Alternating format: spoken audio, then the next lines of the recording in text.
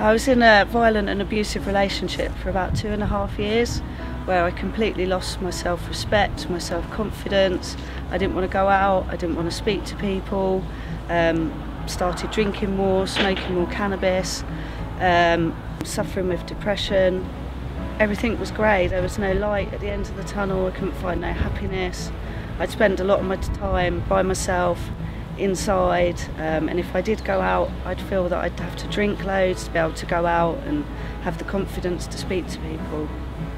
Unfortunately, my friend died up Dunstable Downs up here, flying his kite, and it kind of made me realise that I needed to get out of the relationship that I was in, and then I realised that I really needed to start conquering my alcohol and smoking cannabis issues. No one chooses to have an addiction, it's sort of life's cause.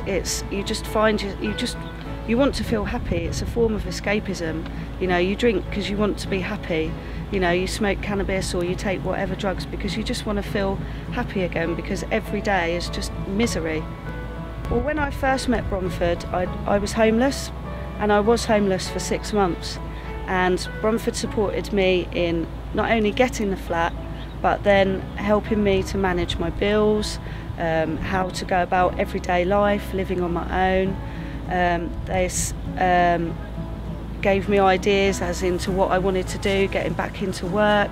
They still supported me with regards to going to Adaction and James Kingham, dealing with my cannabis and alcohol problems.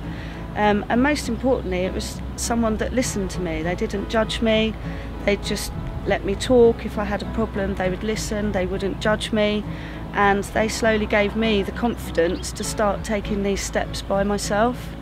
And then I started volunteering for the National Trust, which was like the final step in my process of sorting myself out.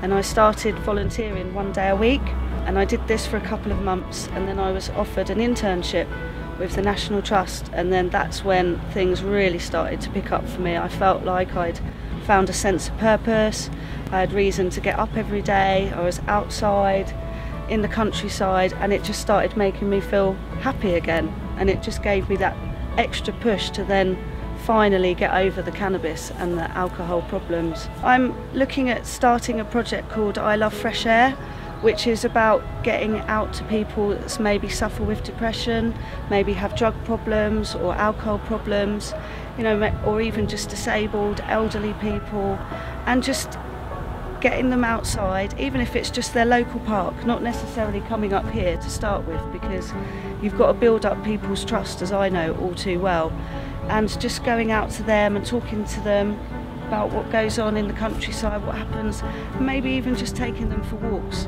and just sitting in the park and just relaxing and trying to find some sort of calmness within themselves. To be honest with you, there's too many doors open for me now. There's so many different choices that I've got. It's just a case of, I think I'm just going to go with the flow and see what's going to come and grab me at that time really now. I don't know, I just feel just really happy again and can just smile and just, yeah.